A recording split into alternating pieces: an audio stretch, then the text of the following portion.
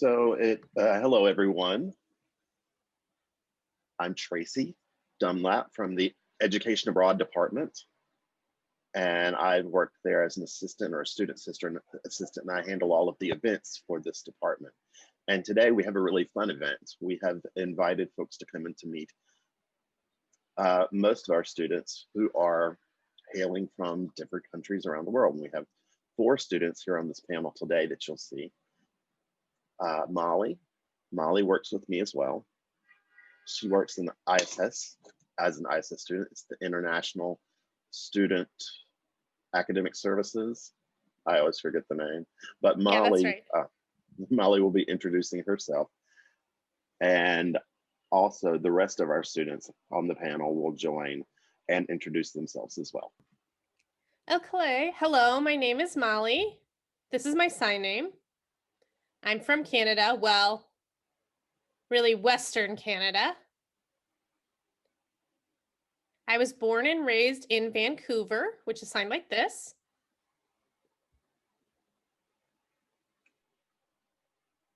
But from there, my family actually moved to Victoria Island, which is about an hour and a half away across the water. I came into Gallaudet University in 2019, so last year in the fall. And I'm studying IT at Gallaudet, and I also right now am working with ISS as a student assistant doing support for international students and the community. And so I like help organizing events like this one that we're doing right now. And we have 3 other international students here with us tonight who I will introduce. We have Misa. Hello. From Japan. We also have Long, who is from Vietnam. Hi, everyone. Am I signing that right? And then we have Huda, who is from Saudi Arabia. Hello. So all 4 of us are current international students at Gallaudet University, and we are all really excited to be here today for this event. Yeah, absolutely. Well, all of you, thank you for joining us. And I just wanted to ask if everyone could share with us just a little bit about your home country. Tell us maybe a little bit about your culture, your favorite food, your favorite dish, things that you like to do in your home, and what you miss while you're not there. So anyone can volunteer to start if you'd want. Do we have a volunteer? Or actually, why don't we just go ahead and say, Misa, what would you like to share with us? Sure. Food. Great. Okay, just making sure I got this good. So since coming to the US, I've been here for about a month. I noticed that the rice is very different. Japanese rice is different than Thai rice. Thai rice is longer. Japanese rice more sticks together. And I'm living in a house, and they actually have a rice maker. And I put my Japanese rice in there, and it, basically exploded. I was like, whoa. So different rice is made in different ways, Japanese rice uses absorbs a lot more water, so it really puffs up, which is a pretty big difference. So, learning things every day. We use chopsticks every day for breakfast, lunch, and dinner. I also like eating sushi.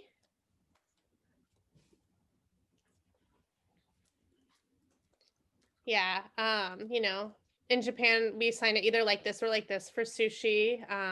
So that does have raw fish, and I really like it. But here in America, there's salmon. I'm not sure if I'm spelling that right, but yeah, salmon is a type of fish. It's orange. And so that's pretty good here. I like sushi. Other than that, I like curry. Japanese curry and American curry are a little bit different. I mean, curry is really from India. It's pretty spicy. But in Japan, you'll eat it with rice rather than eating it with bread. So you spread it out over rice with some potatoes. You eat meat with it, chicken, or sometimes beef, different types of curries, and you mix it all up. And so I like all of that. I'm not sure what else, maybe that's good for me. Wonderful. Thank you for sharing that. Did you want to tell us about anything that you miss from home? Any specific places, perhaps? Well, What do you mean by places? Like your favorite places to visit when you go to Japan. Like if I were to go with you to Japan, where would you want to show me? Well, right now it's pretty cold. If you know the shape of Japan, it's sort of like this. So the northern part is sort of at the same latitude as Washington, D.C. And so it's pretty cold. It gets snowy. You have snow, you have to shovel it. And there's actually a festival that will be coming soon where people come to see different snow sculptures, but with COVID, it might be much smaller this time around. But usually it's a very big festival that people will go and take pictures, eat a hot soup that they serve there. It's a good festival. And people like to go snowboarding. There's lots of those sorts of winter activities. Yeah, it sounds fun. Well, again, thank you so much for sharing with us. So we'll go on to the next person. Anyone want to volunteer? Anyone? Long, sure.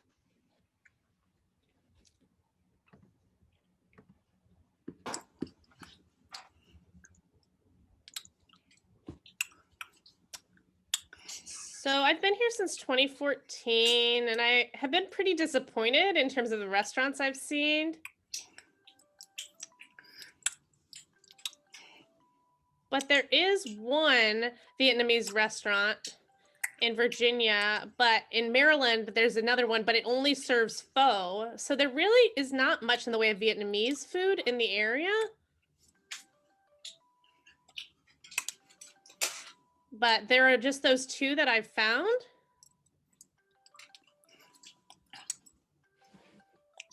But I usually go to the one in Virginia rather. Sometimes I'll get pho. There's different kinds of pasta dishes. Some have meat or eggs. But what I've noticed is that it's very different here. I'm used to smaller portions. Coming here, I'm like, oh my goodness, I have never seen a bowl that large. How could someone eat all of that? And sometimes I'll try. And even if I'm full, I'm like, okay, I gotta get up, walk around a little bit because I'm so full. And I'll be like, okay, next time I gotta make sure I eat light so that I'm ready for that big serving that they're gonna throw at me, But the Washington, D.C. area, they're pretty big. There's not a big selection, but in California, there are many more options there. So there's a big difference depending where you are in the U.S. Yeah, that's cool. So do you have a favorite place in Vietnam that you really miss not being there?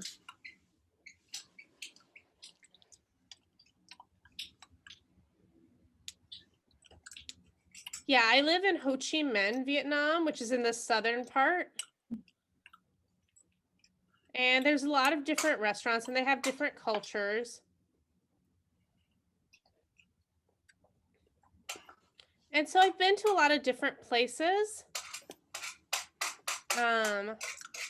Some are more sweet or more popular. Sometimes I'll go to the northern part and it's a very different flavor than the south. I mean, the same idea as like people from New York come to DC and are like, oh, this food doesn't taste good, and vice versa. People have their preferences depending where they're from in the part of the country. they just have a lighter flavor, not so much sweet or sour or spicy. And then in the middle, it's sort of moderate, kind of balanced. And in the South, we have food that is very strong in flavor, whether that be very sweet or very sour, just a greater diversity of flavors. And so if I had to say where the most delicious food is, I would say it's probably in the middle region where I'm from. Interesting. Oh, go ahead. I'm sorry. And actually, and this is me, I actually had gone to Vietnam, to the central part of Vietnam. It's signed like this, right? It was Yeah. absolutely beautiful. The river there, it was wonderful. We did boat rides. We went, the old fashioned, there's an older lady who was guiding us down the river, but it was absolutely beautiful. And there was also a man who stood, he didn't kneel, but he stood and he kind of danced in the boat. It's pretty Yeah, that's beautiful. right. Yeah, I liked that.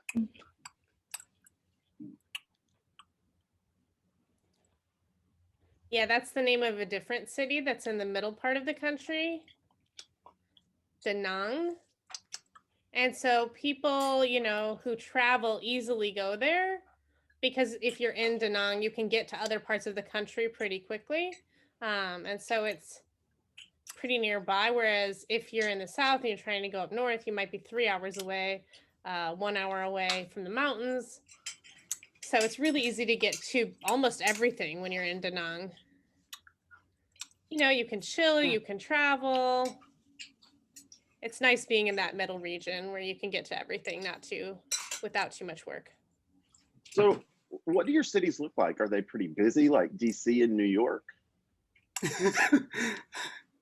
Yeah, I mean, I think my city, Ho Chi Minh City, which is signed like this, again, that's Ho Chi Minh, is pretty busy. People go there to study in the university, and people go there for tourists or move there for work. Things have improved in the north. That's gotten better over time. I think there's more jobs in the south than the north, but the north has improved over time. Wow, thanks for sharing. Huda, what was your name sign again? Okay. Huda, why don't you go ahead and share with us just a little bit about your favorite food from your country and what you miss about home?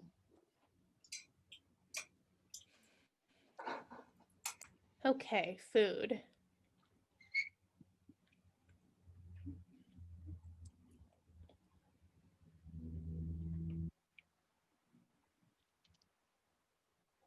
Yeah, I don't have any problems with the food here.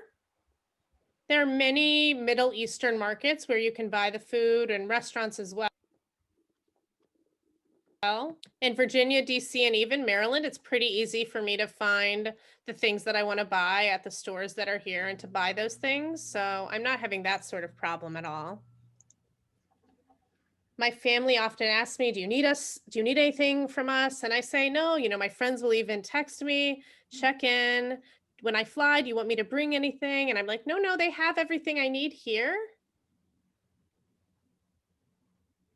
So here living on the East Coast in the DMV area, I think because it's a big city, it's easy enough for me to find those varied items. And I have family here from Saudi Arabia as well because there's the embassy here.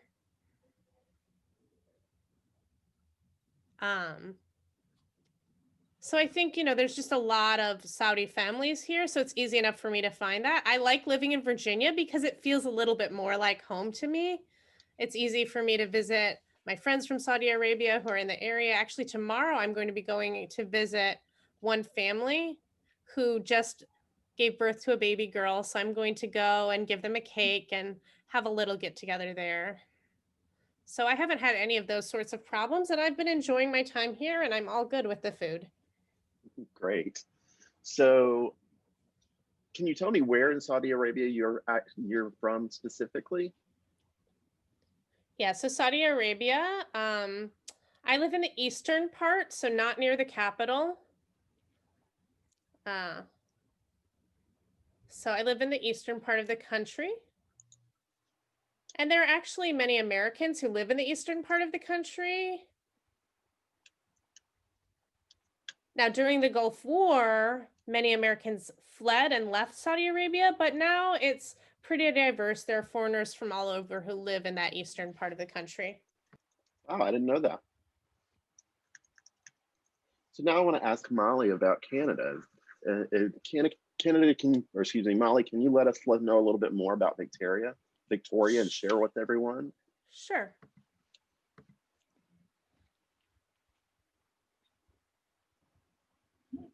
Okay. So I am a Canadian, but Canada is a very large country. It's really one of the biggest countries on the planet.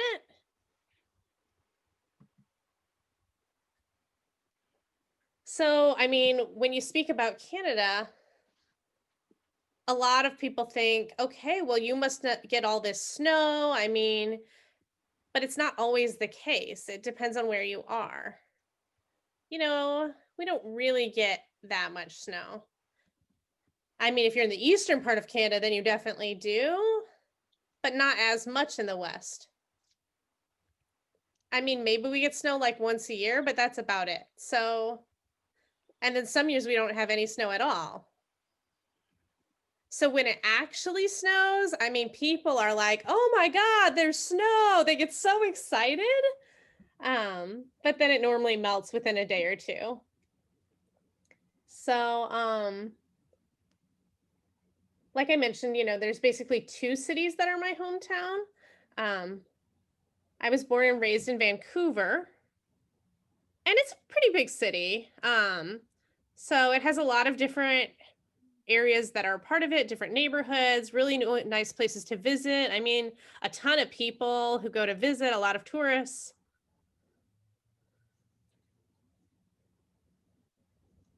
So my family lives close to the mountains. So there's definitely snow in those parts of the country. And a lot of people like to go skiing or to go snowboarding. So that's a really popular thing to do. Now, talking about Victoria, it's also a popular place to visit during the summer because it's a really pretty city to visit. Like, for example, I love going downtown because in downtown Victoria, it's just a really cool place to sightsee. And I mean, I would really recommend going to the Fisherman's Wharf area in downtown Victoria. There's a lot of different seafood options, seafood stores, there's ice cream. You can see the water. There's a lot of seals there at the wharf. I think in the past they would let you feed the seals, but I think now maybe they banned that. I'm not actually sure. Yeah, I've been there. But I noticed that when I came to DC last year in the fall, um, comparing them were kind of similar in terms of size. I mean, they're both small cities, but they're also both really interesting cities. So there's some similarities there in terms of them being historic and having a lot of different food options. So I think that's probably a pretty good summary. I would say that is a good summary. So, do you have any type of favorite thing here in DC or anywhere else in the US that you really like to travel to? I mean, because Canada and the US are pretty similar to each other. I understand. I mean, I would say that DC has more shopping um compared to Victoria. I think there's like three different malls, but then DC, if you include Maryland and Virginia, there's like so many stores, so many shopping malls. I see that someone typed in the chat asking about poutine, which is a great food. And I have to admit, I actually only tried poutine once last fall because my family's not, I mean, they didn't really grow up cooking that dish. I mean, it was good, but hopefully I'll get another chance to taste it again while I'm here in Canada. But I also want to say my favorite Canadian food is beaver tails. Now, you need to understand we don't actually eat the beaver's tail.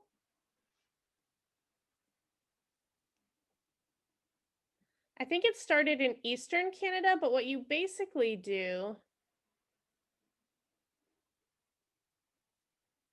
is you make a shape and you mix cinnamon and sugar into this fried dough. And we call it a beaver tail. And that's my favorite Canadian food. Well, now I'm hungry because we've been discussing all of this food. Sorry about that. I'm getting hungry now, too. Oh, no, no, that's fine. So it looks like someone has asked another question about poutine. Like, what is it? What does it look like? Oh, sorry. Yeah, I should have explained that before. But so poutine is basically you start with French fries. So you get, a pile of French fries. And then there's like a gravy, which is like a brown sauce. And then you have cheese curds mixed in too. And apparently it's really popular in Canada, but like I said, I didn't really eat it all that often until recently. I ate it once. So, Interesting. Interesting. Okay. So I guess next we'd want to ask, why did you as international students decide to come here to Gallaudet to study? What made you decide that, yeah, I want to go to Gallaudet and I want to study there? Okay, just making sure we've got the phrasing here.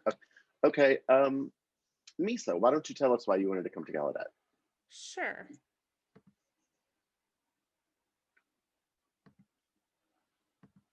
All right. Just making sure everyone can see me okay. I probably decided a year ago, maybe about a year ago. So in Japan, I was a senior and I decided that I wanted to spend a year studying in the US. I wanted to study English and American Sign Language. Now, in Japan, I was majoring in social work. So I studied social work, and there were a lot of different articles that we read about, but there were these articles from the US that were published in English, and I just wasn't able to read them. It was so hard for me to figure out what to do.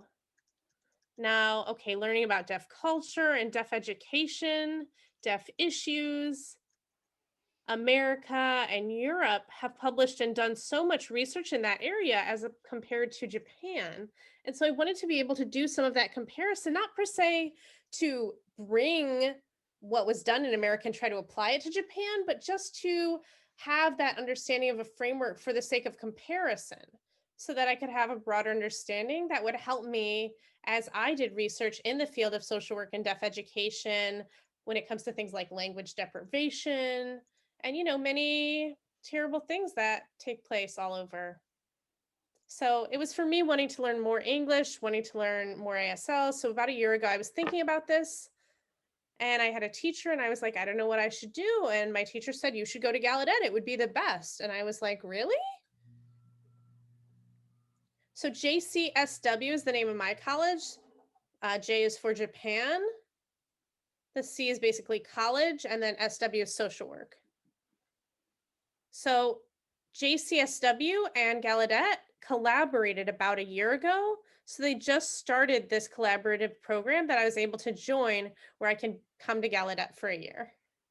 Wow, that must have made it much easier for you to come to Gallaudet then. It's nice that they had that partnership in place. Wow, I didn't know that. Yeah. I didn't know that that was already in place with the Japanese College of Social Work. That's great. Thanks for letting us know about that. Yeah. So if you're in Japan and you want to go to Gallaudet, there's two ways to do it through the JCSW and the JCAS, which is where deaf people are supported to do so. So there are two different routes to do that. So your community in Japan, is that school pretty large or is it pretty small? The deaf school? Well, just the deaf community in general. Um, Before not so much, but it has grown where there are more and more deaf students going to college. But in terms of signing, people who have good sign language skills, not so much. And it's because of education in deaf schools. Often emphasize using both spoken language and sign language, or total communication, simcoming, whatever you want to call that. Um, so in terms of just signing exclusively, maybe only in Tokyo, because other people are in rural locations and they just don't have that. So you can go to a college, but if you grow up in a mainstream environment and then you get to college, um, you might have a lot of barriers trying to figure out what to do, but you can learn how to sign from the beginning, and then that affects people for their life. So this is a situation that happens to a lot of people. Great. Thanks for letting us know about that. So I want to ask the same question to Huda. Now, I noticed that you wanted to talk a bit about your experience in coming to Gallaudet University. I saw you raising your hand, but let me ask, what made you decide to choose to come to Gallaudet from Saudi Arabia to study? Perfect. Yeah, that's a good question. To be honest, I never thought that I would go to study. I was working in the evenings at a deaf association, the president for the deaf association. I never thought that I'd go back to school. I was working in a dentist's office. And the association reached out to me, and, I know some English. I went to the Clark School actually in Massachusetts before. And I said, no, no, no, no, I'm not a teacher. And they said, come on, come on. And I remembered about Gallaudet University that I'd heard of way back when. And so I decided to send an email to Gallaudet University asking to be taught English. I wasn't thinking about going to the university. I thought there may be some summertime English program. And so I sent that email to Allie, who works in the English Language Institute, and I asked about an English program that I could do during the summer because I have a summer vacation that I could use. And I was told, no, sorry, it's a 1 semester program. And I thought, oh, I'm going to be stuck. And I saw that name, Allie, with a phone number. And it said something about coming to study and a test. And I was like, hey, why don't I just see what I can see? Okay, let me make some copies of these old documents, old test scores. Um, you know, they were yellowing, whatever. I sent the forms in, test scores. I thought, just for fun, I'll see. And it was like, yeah, you can come for this English Language Institute study. And I was like, okay, I could do this for a year. Okay, but I have this job. And they actually said that there was a scholarship possibility from my home country. And so I was thinking about that. And so I had worked almost 30 years and I thought, okay, well, I could retire. And so I decided that I would come to learn English. And here I am as an undergraduate student. I decided to stay and just continue studying. And I just want to learn more and more and more. And so I think that's part of why. I mean, just the signing, I had never seen all of that signing. And it's just, more academic, more awareness, just all of it. Well, and it's never too late to learn a new language, really. Wait, say It's that again? that's a big belief of mine. No, I was just saying it's never too late to learn a new language. Yeah. So I think it's really good to come and use ELI, learn ASL, learn English. It's great. Yeah, I really never thought about going back to school. I thought, okay, I'll do this for a year. And then I got the visa. And then it worked out for me to retire. And I was just like, everything just all sort of worked out almost at the same time. And there is a school in Saudi Arabia, um, just a 1 hour drive away from where I am. There's a Saudi school that my children are able to go to. So I wondered about them and that worked out. So you're currently in the United States, or are you in Saudi Arabia? I'm in Virginia. And you said your kids are here? Yeah, there's a Saudi academy here in Virginia where my kids are able to go. Does that make sense? There's only one in the US and it's here. because of the location of the Saudi Arabia embassy, and many of them want to send their kids there. It teaches about the language, our language, the Muslim religion, and it includes English classes too. Okay. Thanks for sharing. Yeah, it's important for us for them to keep their language. Yeah. Wow. So, Long, do you want to go ahead and share a little bit about your decision to come here to the United States and study at Gallaudet?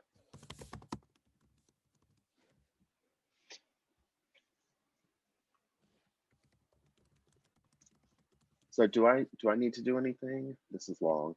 I think we need to wait.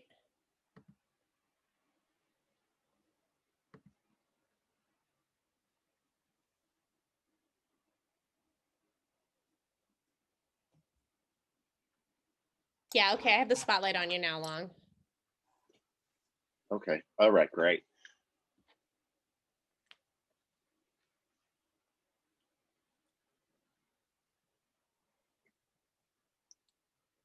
Okay, it looks like everyone's able to see now. Okay, great. So when I this wasn't the first time that I came to Gallaudet, actually. There was a lady that had studied here as a graduate student, and she was exactly the same as me, had grown up in the same city in the same area.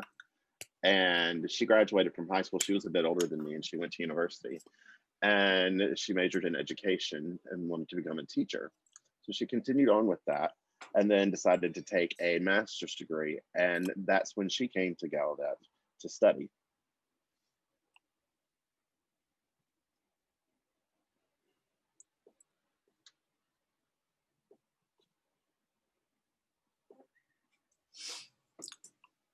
Give us 1 second. We're just having some technical difficulties on our hand. And it looks like some people who are watching, if they could type in the chat and let me know if you are able to see or if you're not able to see, just type either way so that we know. We want to make sure that everyone's able to see what's going on and that everyone can see everyone here.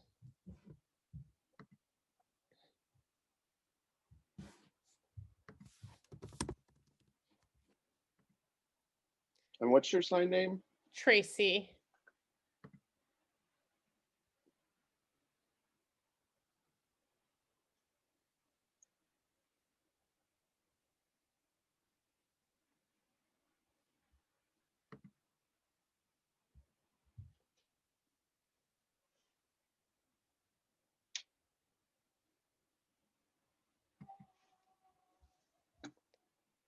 Okay. So I personally currently see all 5 people.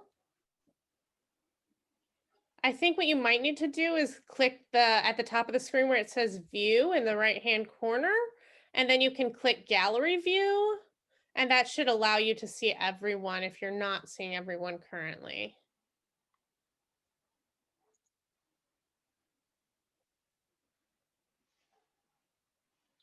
Huh. It says some people can't see gallery view. You should be able to. Or Yeah, maybe I during wonder. spotlighting, it's having an issue.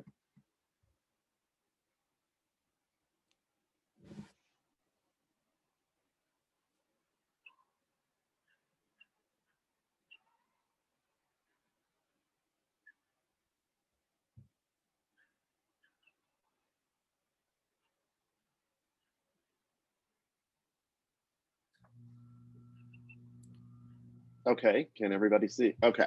All right, so I Great. think we're good to go. Yeah, it seems like maybe if we don't spotlight anyone, that's going to be our best solution in this instance. It's good to know as we learn about this. I mean, we're all still learning about doing webinars. This is our first time doing that this week. So thank you Right, again for yeah. your patience with us as we learn. Yeah, and thank you. Yeah, absolutely. And I do apologize for interrupting you, Long. So please go ahead and tell us more about your decision to come. Sure, sure, no problem, no problem. So um, there was a woman who I knew, Tien, who went to the same school and grew up with me, same class, same school, all of this. And then once she graduated, she went to university and decided to study education to become a teacher. And then she wanted to come to AS or come to Gallaudet. And I didn't know a whole lot about the majors in education. I only knew about one thing. I didn't know there were other things such as art or lots of other majors, information technology. I just didn't know. So in my vision, I didn't want to become a teacher. So um, as I was working, continuing through my life, I noticed that I did have skills and I graduated, but experienced a lot of frustration. I didn't have interpreters. It was very hard to find them. I didn't have access. And the school that did have interpreters only majored in education. There were no other opportunities. So that was basically it. I was not really afforded the same opportunities that others had, only in education. So, and speaking of graduating from Gallaudet, I asked this person, tell me about your experience. So I came here realizing that I could major in graphic design, and that's exactly what I've done.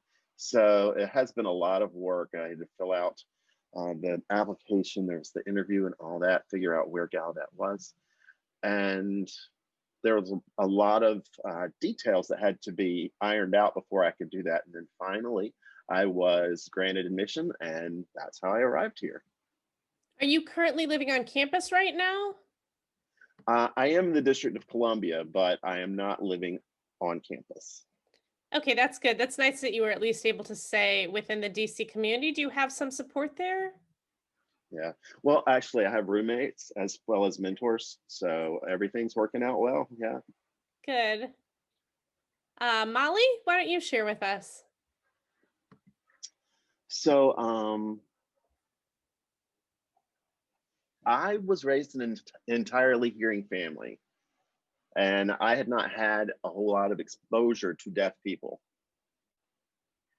And here in Canada, there are some areas that have large deaf communities and then others that don't. So they would go to residential schools for the deaf or deaf gatherings and such. But I went to a mainstream school, and it wasn't odd, but it did have a deaf program there.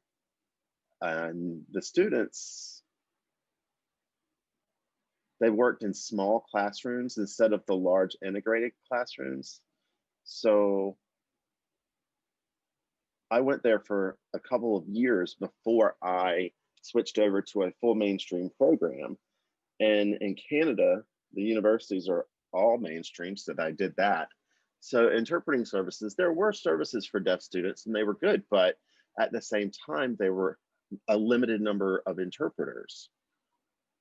So for most of my classes, sometimes I would have to use alternative methods such as typing on a keyboard for lecture, uh, or having transcription services to have that come up on my laptop. So we were just doing what we had to do to make do because of the interpreter shortage there. There weren't many classes that actually had interpreters. So, and there were over 100 students, 300, 400, 500 students in a classroom. So there really wasn't enough time for me to have the one-on-one time that I needed with the teacher. And most teachers and the interpreters were only available for, or not often available for, office hours. So I couldn't go to office hours to speak with a professor. If I did, I'd have to sit down, open my laptop, and we'd have to type back and forth to each other. So we just made the best of it, honestly. You make the best out of a situation where you are struggling a bit. Make lemonade from those lemons. So when I came here, or decided to come here, I was like, okay, what should I do? What's next? Because there are so many opportunities. You just kind of roll with your life, and maybe I thought, why don't I try for a graduate degree at Gallaudet? Why not? We'll give it a shot. We'll see if I get accepted.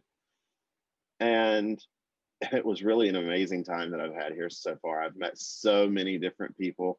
The diversity of the deaf community is amazing. All of the different places that people are from all around the world. That's why I wanted to come to Gallaudet, to learn about the deaf community. I'm so happy that you decided to come to Gallaudet University and that you decided to, be a part of this broader deaf community. And I can totally understand that feeling of deciding to go to Gallaudet University, being nervous, am I going to get in? And then once I get there, being like, here, I found my deaf identity. And that's just such a great feeling. Yeah, that's right. And so I'm so happy that you were able to find that as well. Absolutely. So I'll let Huda go ahead and share now.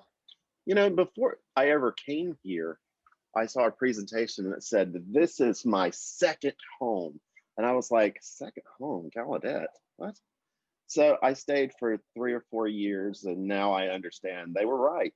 Yeah, but at the beginning I didn't understand it, but you're right. It is like a second home to me because everything is accessible. People are like family on campus. Everything is smooth and comfortable. And at first I didn't really understand that, but now I totally get it being the second home. You're right. I get that too. It is exactly like being a second home and finding that as a surprise to actually feel that way. I'd heard that all the time as well. We hear that all the time. Molly, did you have any additional questions that you wanted to ask of anyone? Um, okay. So we'll ask the students here on the panel what you miss about your home country, because I know that all of you are currently in the United States, but is there anything about your home country that you miss?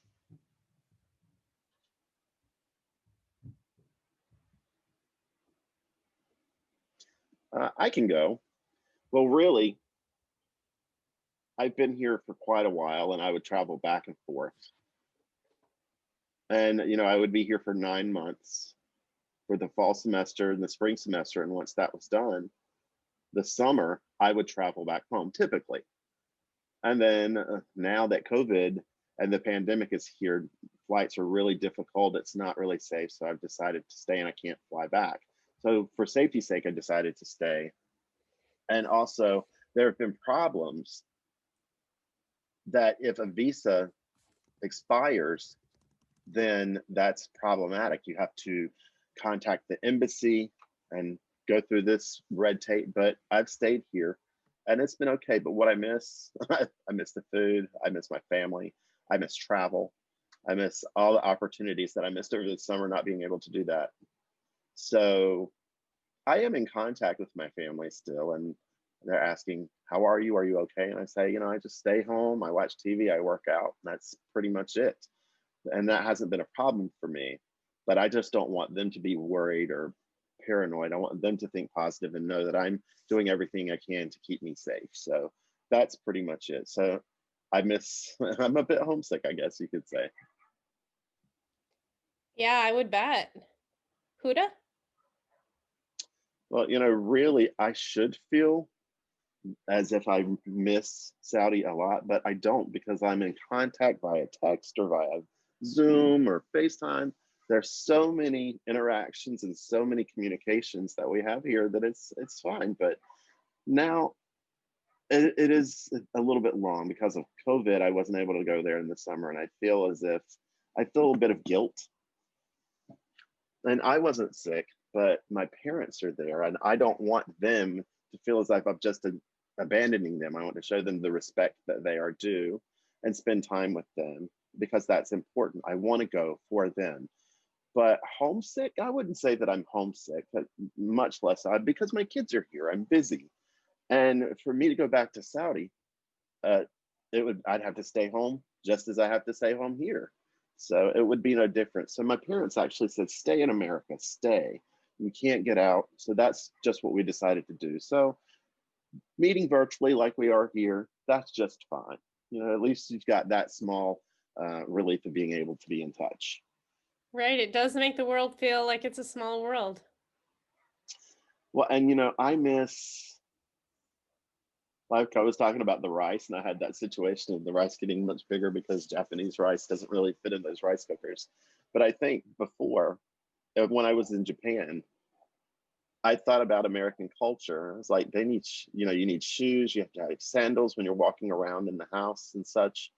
So that gave me a little pause. I thought about that, but now that I've moved into a house and I have house parents with us, the international person, their culture has really started to become my culture.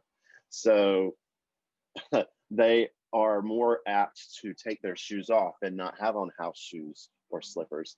So I think that actually helps a bit. And what do I miss? I don't really think I miss anything. Yeah, that's still good, talking about the things that hit you the most. And I see that there is a question here in our chat box. Um, and it says, if we were to visit your country, what is one place that you would recommend for us to go visit?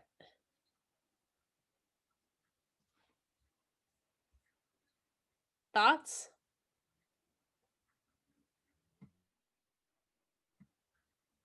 Long? Well, honestly, there are a plethora of places that you could go and lots of places we could recommend. And I'd have to say it depends on your personality, what it is you want to see. Is history your thing? Maybe you want to go and take a look at some of the historical sites. If you enjoy traveling to the beach and relaxation, you may want to do that. So there are lots of different places that you would go. But to pick That's one true. place, that's really tough because I don't think there's one place that fits every one person. So I'm kind of hesitant to say anything. And some people say just walk around. But I don't know that I would go with that, but really you have to talk with the person and then make a personalized recommendation based on that individual.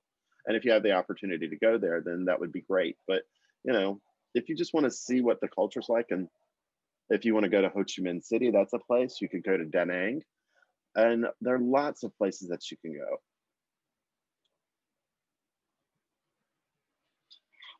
Hami, which is the northern capital, those are three places. So those, if I would say, if just really quickly, those would be three places to say. But if I had time to really talk it through with the person, then I think that I could give a more personalized description. Yeah, that is a good point. Huda? So if you were to ask the person if they were deaf, I would say definitely be in touch with deaf people who are in Saudi because they can be your guide. And as you meet people, you also make those connections within the in country deaf community. Yeah. And there are lots of different famous cities in Saudi Arabia, but my home city, we have a deaf community. So when you go in, talk with those folks, make those connections, and you have a guide to that. And then you can go just to different cities and say, 4 hours away, drive, have that partnership and go with them. And I would never go alone. I would say always go with a deaf buddy. Yeah. And also, the best places to visit. Now, understand it is hot there. It is always hot. So you don't go outside in the afternoon, only in the evenings. So if visitors, come, they wait until like 4 or 5. That's when the stores open, around 4 or 5.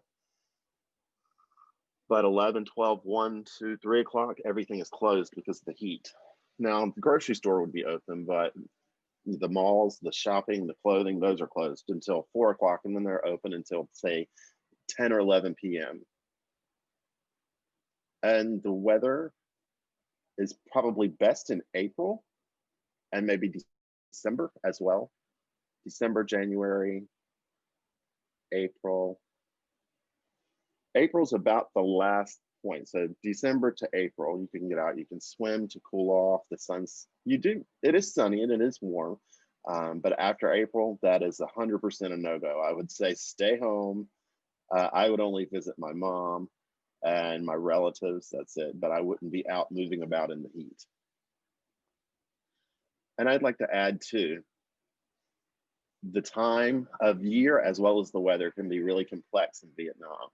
So we've got rainy seasons in the different parts of the country, the north and the south. In the middle, there's a mix of both. So if what you want to see, if you like hot, then maybe go during that time. But if you don't, go some other time. There is also a cold season, and of course, that's more prevalent in the north. And it depends. You have to always make sure you're looking at the weather as well as the time of year. But also think about the time is different for banking hours and partying hours in the north and the south. Um, in the north, it's about midnight when things close, but in my city in Ho Chi Minh, uh, everything's done at 3 a.m. So just to have an idea, if you're an overnight person, you might want to go to a specific place. If you're until midnight person, think about what closes at midnight. Yeah, I mean, I think that's true everywhere in the world. It really does depend the time of the year, and you have to think about the weather. So those are good things to consider. Yeah, absolutely. Misa, oh, sorry. Misa? Right. Also, in Japan, back in the generations before, there were the temples that looked like this and the arches. And a lot of people would like to come and see there's a lot of history there. And oftentimes they're not available, they're gated.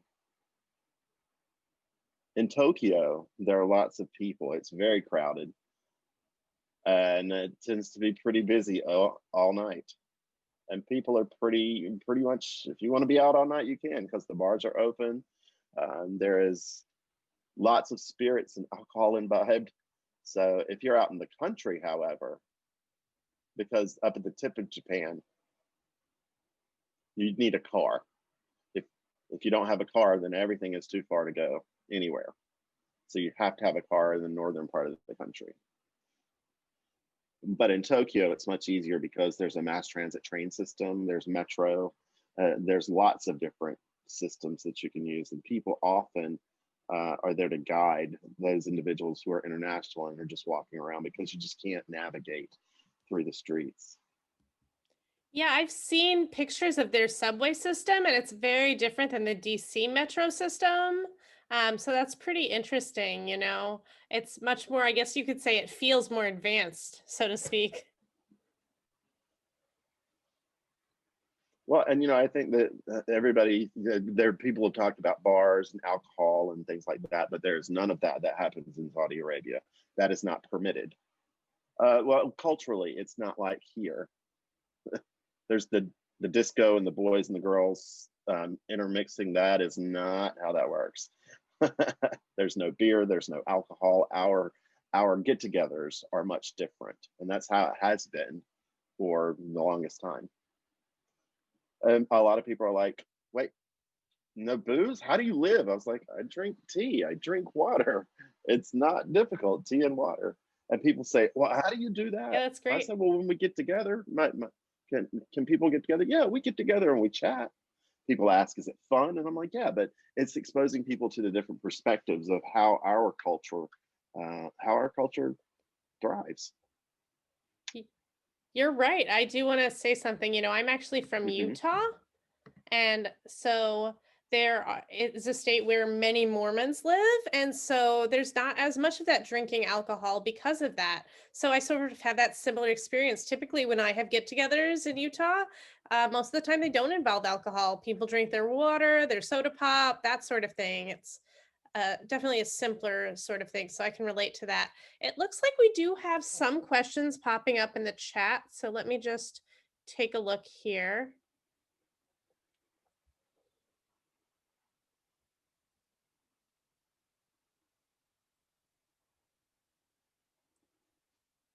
Okay, it looks like there is a question from Laura Villamil asking about how you feel when you look at Gallaudet University and whether it's more the same or different than your home country. But I feel like we've already kind of discussed that a bit at the beginning. Um, Laura, could you sign that again? yeah, so Laura asked about Gallaudet University and how it's different than your home country or your home community. You know, how the Gallaudet world is different than your home world. You mean the Gallaudet community compared to the Saudi deaf community? Yeah, I think that's what the meaning is. I think maybe the Gallaudet community versus your home community in your home country? Yeah, and of course there's a difference because Gallaudet also includes a lot of American culture, but the deaf culture in Saudi is also very strong, but very, we don't have quite as much of a deaf culture. They are very different. There are cultural aspects that our countries bring into those. Misa? Right. You know, when I came into Gallaudet after a month, I really just didn't get out there very much and look around. But I did do a lot of research online because when I was a senior at the Japanese university and then the pandemic happened and I got online and I started looking at things, but it was really difficult to get up with folks. But at Gallaudet, it was very smooth because we were able to communicate in sign language. Everything just really worked. But what was going on in Japan, I guess maybe people thought that the technology would have been smooth, but it wasn't. It just hadn't gotten there. They're a bit behind. So once that impact happened, I started to learn about all of this. You know, how do I use Zoom? How do I use Google? How do I use email, Gmail? How do I communicate? And that's kind of what I've been through. But now I'm pretty good. Yeah, we all had a lot of struggles at the beginning of this, but wow, yeah. Long, what about you? How do you think Gallaudet University's community is different than your home community? Pretty different, pretty similar? Mm.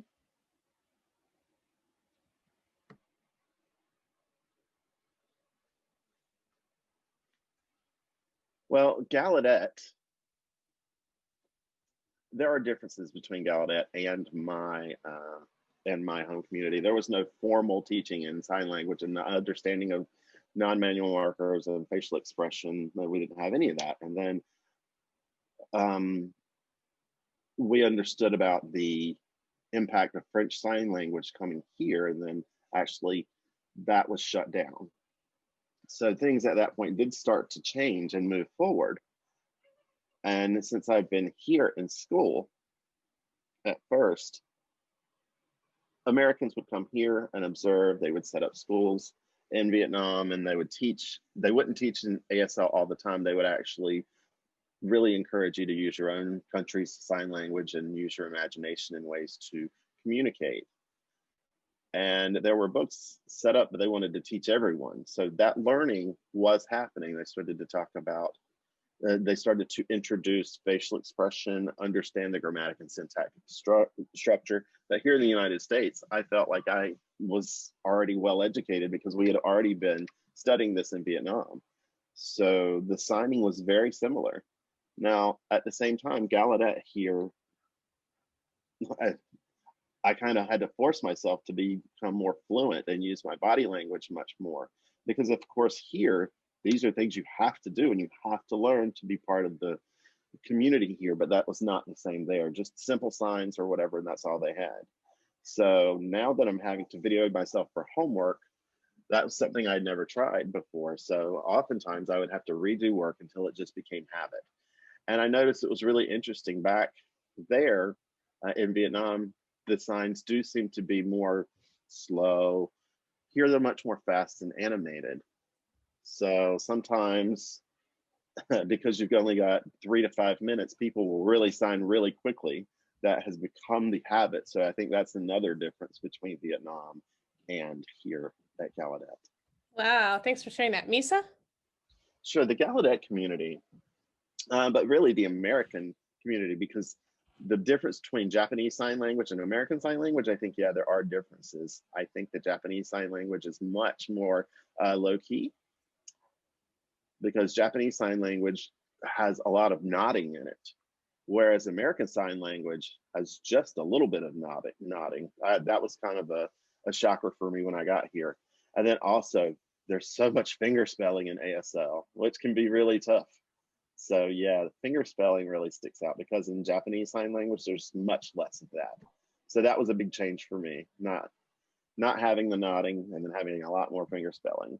But that's kind of the same as in Vietnam, right, Long?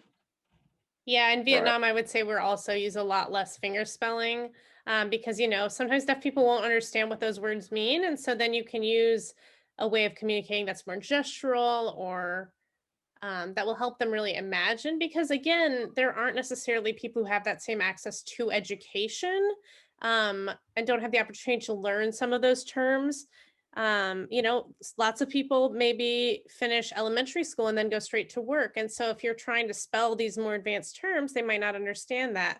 Whereas then coming here, I was like, okay, I got to work on my finger spelling. This is the way people communicate here. Right. And I believe here in America, there's much more expression and much less of the nodding. And I believe that America does have a very strong opinion, and they have discussions, they have decisions that are made. There's not as much of the deferent nodding because folks are encouraged to express themselves and have their own ideas, and they share a lot of information. So there's probably more education now, and hearing that from other countries, um, maybe people there are not as highly educated in Saudi. When I tell people that, I get that nod still some, but I think here people really do exercise the rights that are afforded to them.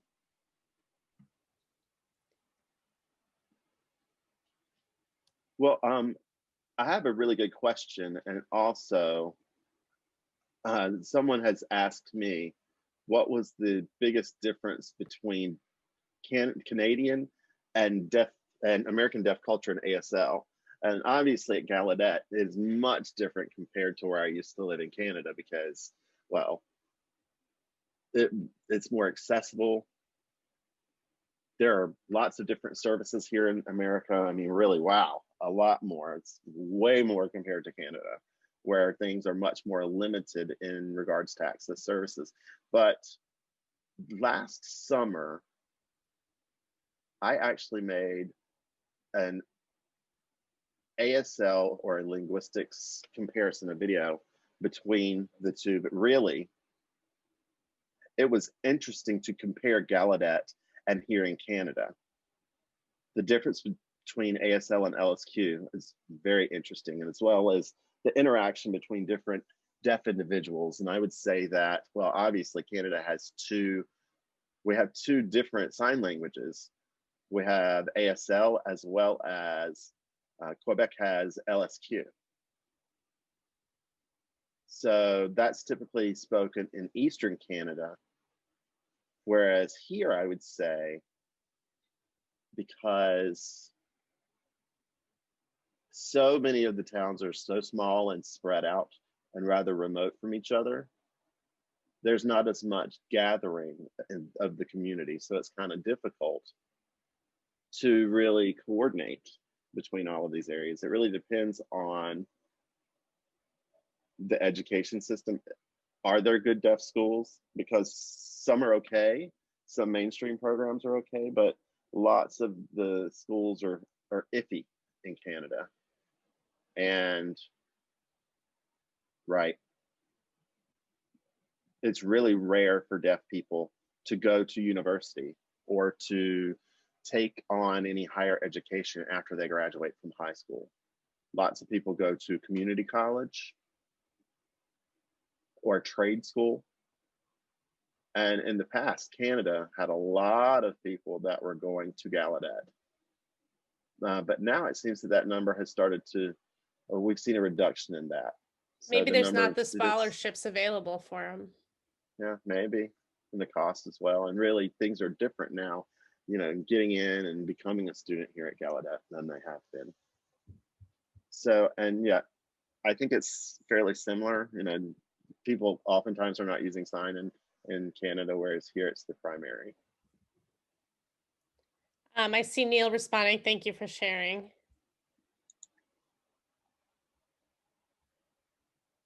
And with the Saudi system, so I think it's really interesting learning about all of these, like Canada and Japan and Vietnam. I'm really enjoying just learning from everyone else. I really am. So I have a blog, and I'm probably going to send out something just short about that. But in Saudi culture, it's much different than it is here. Here, it's more regular to be partnered up with someone, have a sweetheart for people to live together, and then get married later. And it's not the families that decide who's partnered up. It's the individuals. But in Saudi, that's not how that is. There's no dating.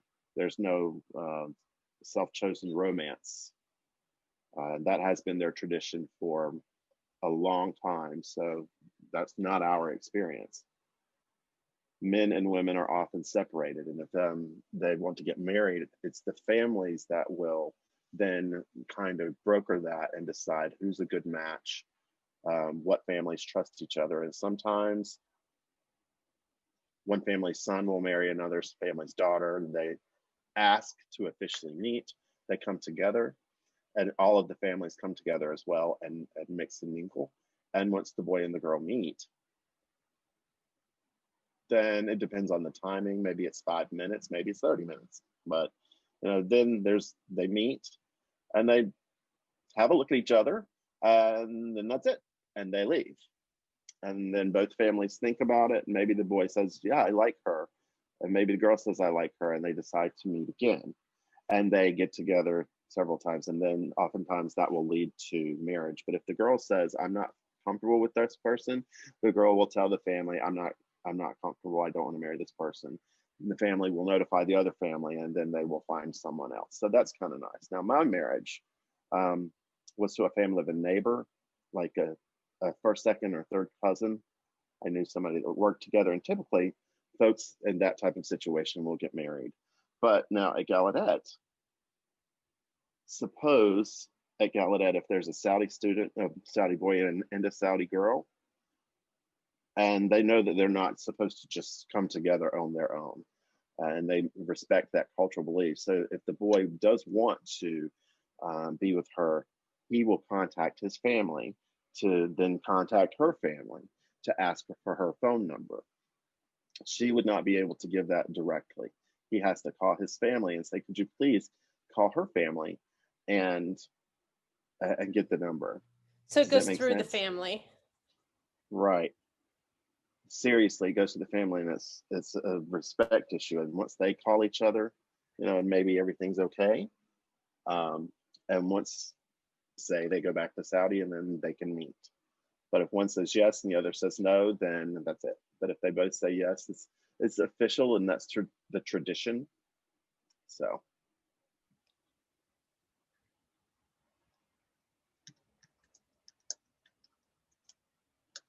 So Huda, was your marriage the same way? It was. And, actually, at my work, there were a lot of men who were interacting. Yeah, they don't often mix, but there we did. So I met him, and we Interesting. didn't meet in a romantic fashion. We met just, well, really, the old TTY. Yeah, where The you would old type days. out. Yeah. So I had a TTY. I bought 4 and had them installed. And here in America, we could communicate with people. But that man, my husband, who's at this time, I was typing on that, and he was intrigued by that and said, what are you doing? I said, well, I'm communicating with somebody else. He said, well, can I borrow one? So I loaned it to him, and it became like a work friend. That's all. And then he didn't ask me. No. He didn't ask me if I wanted to get married or anything like that. But he did find out who was her family, contacted my family, tried to get my number, called my father's house, and said that he wanted to meet my father. And my father understood what was going on there. So he came over, and he said he wanted to marry me. And I was like, wow, really? And, that's our story ever since. But Interesting. it's interesting how we talked about him accepting the TTY, and then, it's not asking to get married, because I would have said no. And that's not the way that's supposed to go. It was almost like a hint I was giving him. And Huda, how many years have you been married? 30 years now. Wow, that's a long time. Yeah. So I hope it's been a happy 30 years. What a beautiful story. What is it like in Japan or in Vietnam? What's the process like in either of your countries? Well, really,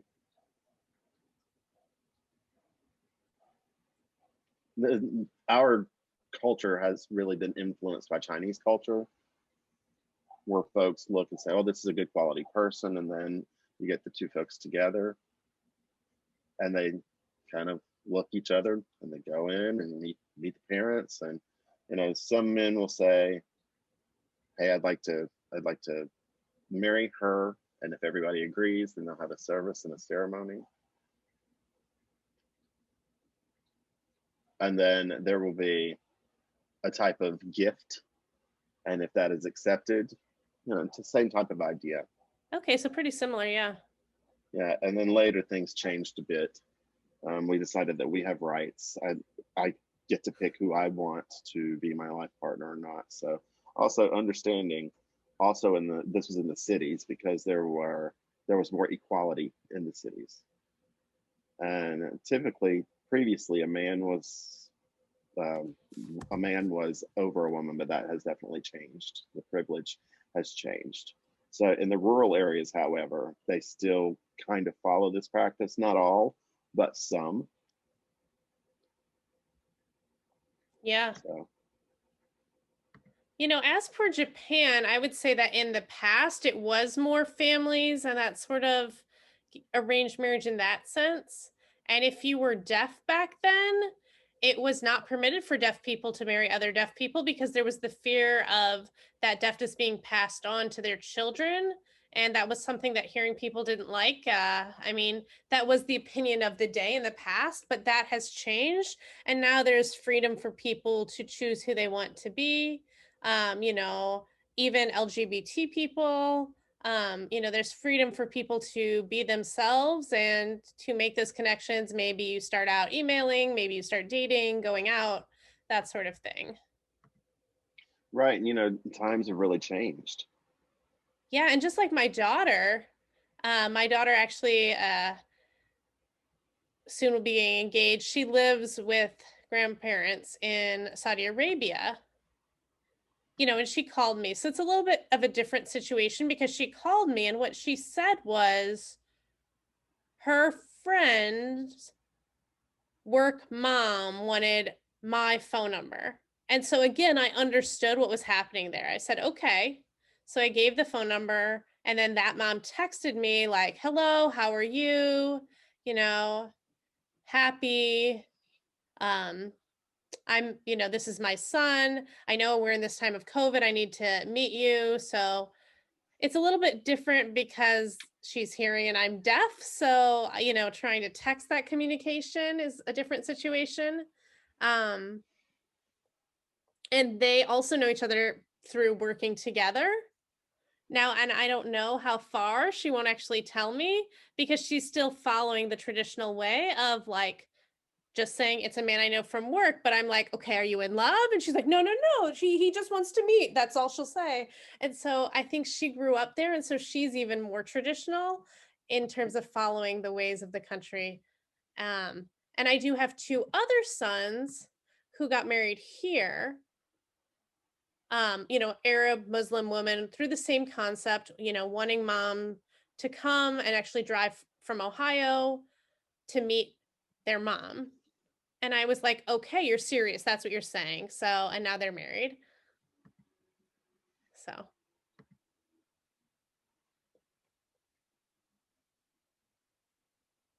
So I'm seeing another question. So did any of you receive scholarships? I think from yeah. well, scholarships to attend Gallaudet. Yes, yes. Long says my family is paying Oh, for me to that's be that's here. really nice. Yeah, so I still have that family support. Good. My first semester, I did pay my own way with the help of my family, but I knew that there was a scholarship process.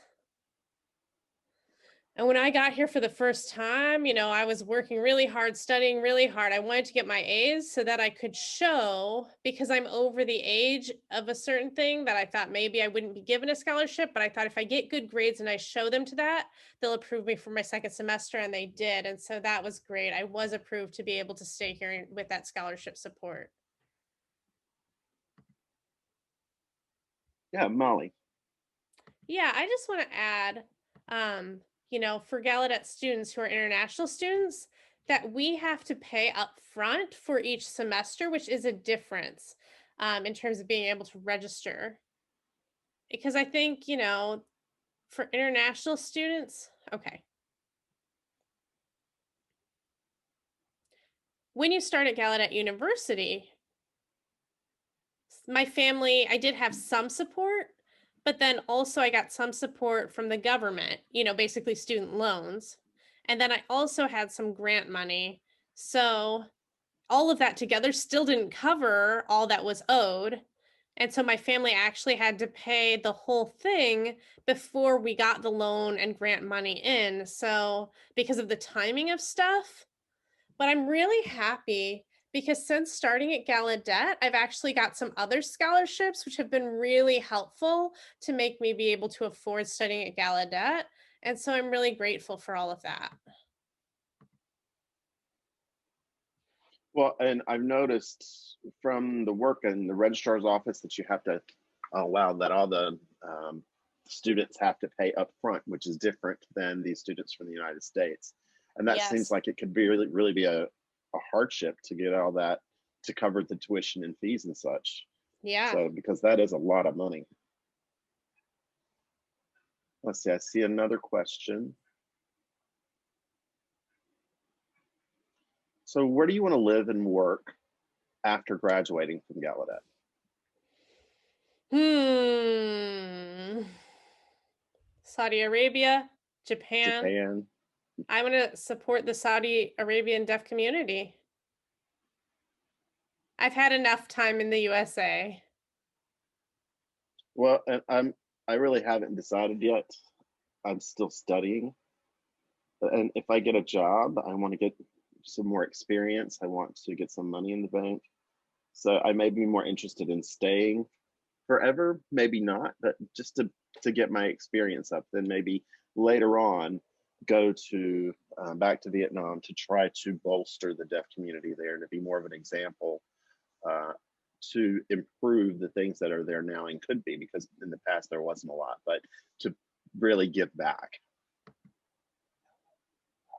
So I'm majoring in deaf studies, and I've always been thinking about studying and how I can apply things to Saudi Arabia. That's always my frame of mind. And now I'm actually even doing an internship with Saudi Arabia through Zoom.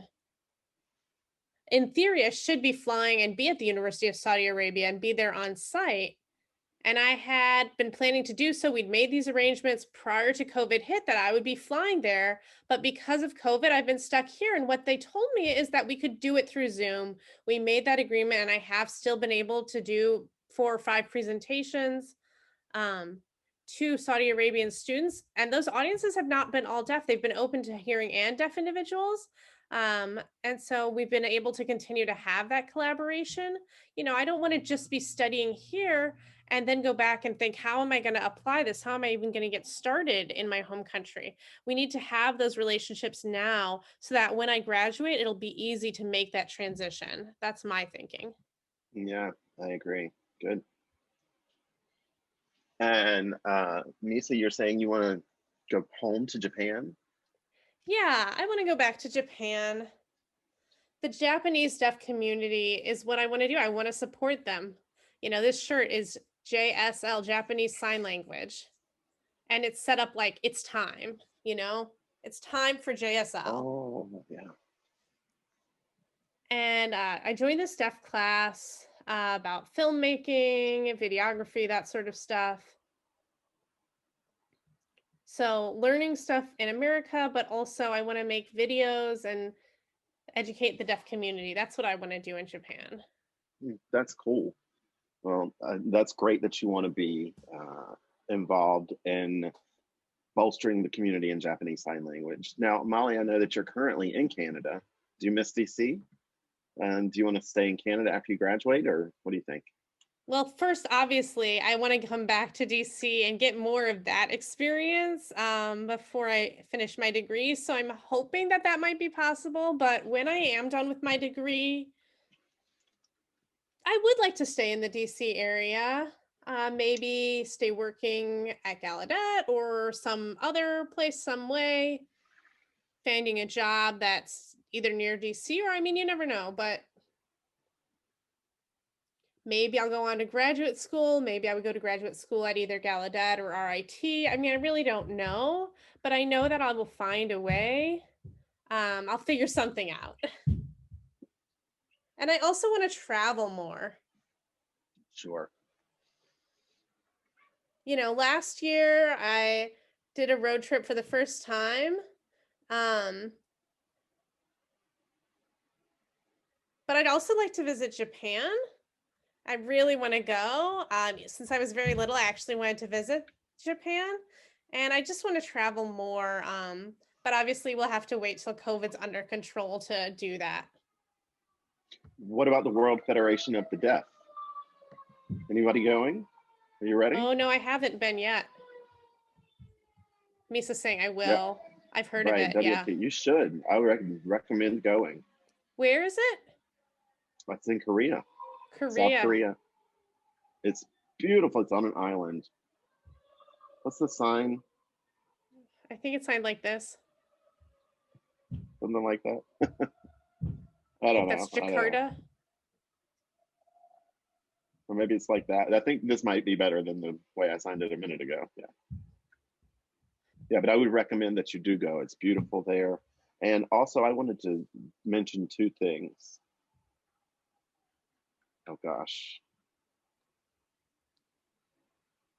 this may be a little bit off point, but I've done an internship in Saudi, which means they already know who I am.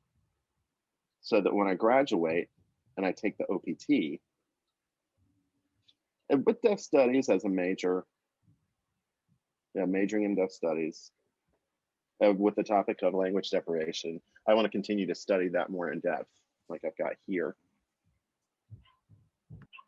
So OPT, I'm hoping to work with the Clare Center with children ages 0 to 5 so that they can get exposure in language. And then that can lead forward and I can have a more rich body of knowledge for when I go back to Saudi Arabia. And the second one I've forgotten, but if it comes back to me, I'll let you know. That's all right. Yeah, that's great. Okay, well, we need to wrap up now. And I wanted to say thank you so much. I do Oh, do see we that have more there's one more questions? question in the Q&A. Yeah, it says, hold on. What is it? I think, yeah, we've already answered that question. Okay. Yep.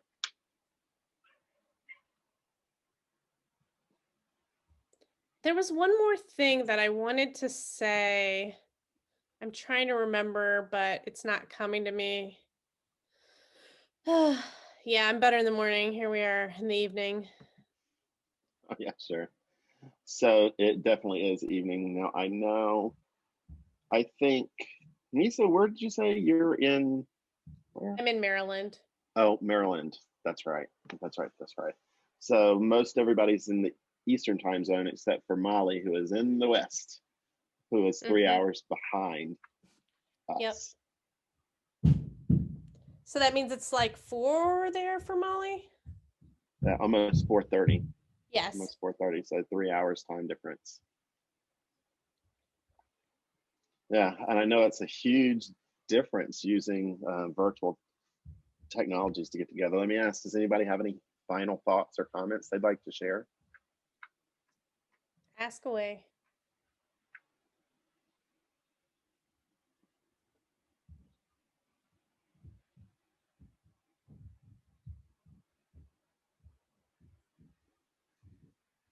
Thank you. Oh, asking about motorbikes. Yeah, yeah, there are a lot of them. Yeah. Ever since that started, it started as bicycling because poor people would use bicycles, and then later it transitioned to motorbikes being much more popular. So yeah, they are really popular. I think that started, I want to say, in the south of Vietnam first, and then it's spread north. But I believe that it was first brought from Japan, and then they were sold, and it became just spread like wildfire. It's been really, really famous there. Yeah, really Interesting. popular. Yeah, but there's lots of things there. There's the cabs. There's the pedicabs. Those are in China as well, in Cambodia as well, in India. So yeah, these things are kind of all over Southeast Asia.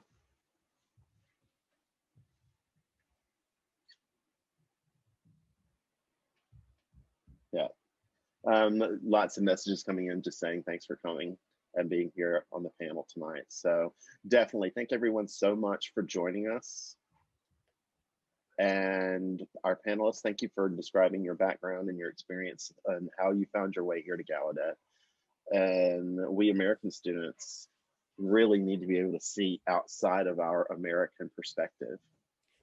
Yeah, and I did just want to say to everyone, here in America, there's such a focus on media, That's true. and people will ask me questions, and sometimes it's hard to answer, and people will say yes. And I'm like, no, things are fine at home. And there's all this negativity out there in the media, and I love my home. And so sometimes I think maybe one small thing happens and it just gets all this focus in the media, in your media. And maybe it's just, I mean, this incessant need to sort of just focus on these minor occurrences. And so I think sometimes I look forward to going back to my home, and I love my home country. I love my family. I love my environment. And I think, there might be other parts of the country that have things going on, but I just think sometimes there's that misperception. Right. And now during this specific time, it's really hard to focus on loving your family and friends and putting out all of the negative that's always bombarding us from the media. And honestly, it's That's human right. nature. People like drama. Yeah, drama. So, right. So you have to try to really get rid of all that. But drama is what brings in money to the media. So yeah, you're right. And the same thing happens, where people will say things about America, like, oh, everyone in America is running around here with their gun. And when I'm here, people will say, I heard that that's what it's like in America. And I'm like, okay, yeah, I mean, there's somewhere in the country far away, but I'm not there. America's a big place. And then you're just talking about one little problem in one part of the country. And then people say, this is a problem for the whole country. And I can say, no, I'm here and it's fine. And sometimes people need to understand where these specific incidents happen. And I mean, Saudi Arabia is a big country too. So maybe there's a problem in one part of the country, but it doesn't mean that everywhere is a problem. So it can depend, I'm in my home, I eat, I sleep, it's normal, it's all fine. I watch TV just like everyone else. Right, right. It's people get stuck in that mindset. Yeah. Yeah. And it's Jarvis has a final question. He's asking why Canada has two languages, French and English. Yeah, so it's actually a very long and complicated history in Canada of the French and English, but basically both English and French people came there from Europe to colonize Canada. And there was actually a lot of disputes about it, a lot of disagreements. And so there was one region, Quebec is a province in Canada, and that's where they speak French most of the time. I mean, that is the language of Quebec, essentially. And then the English people, or the people from England, colonized the other part of Canada and spoke English. And I think it was a few decades ago that there was a big dispute about the usage of French and English. And okay, what are we going to do here? Can we make them official languages? Let's make French the official language, or let's make English the official language and get rid of French. There was, again, this infighting. And so finally, a compromise was had so that both French and English could both be official languages of the country. And I think that's a pretty good summary of the very long history that I could discuss basically far into the evening, but we are out of time for me to not do that. Oh, one question, Molly. Molly. So how is it that they gave up? I'm sure that they were, how did they come to some agreement that they would just accept both languages as official languages? I honestly don't know. I think they just both were able to come to that compromise and to stop fighting about it. Okay, true. Okay, well, everyone, Amalia is right. We are out of time. And I want to Unfortunately. thank everyone for being part of the panel and everyone, all of our participants who were able to join and ask our panelists questions. We've really enjoyed it. I appreciate it. And if you have any other questions, you can ask the ISS team and the study abroad team. Right. And tomorrow we have our final Go Global event of Go Global Week, Friday. And that's going to be our, Instagram. thank you, Instagram page. Take a look at it at Gallaudet Abroad. It's more like a trivia game. So we'll be posting stories and you can win prizes. So we'll be there. So everyone can be involved if you'd like. Answer some of those questions and win your prizes. Okay. Okay. Again, everyone, thanks so much. Bye-bye. Thank you. Yeah, I've really enjoyed this. Thanks, everyone. Have a good evening. Have a good night. Bye-bye. Good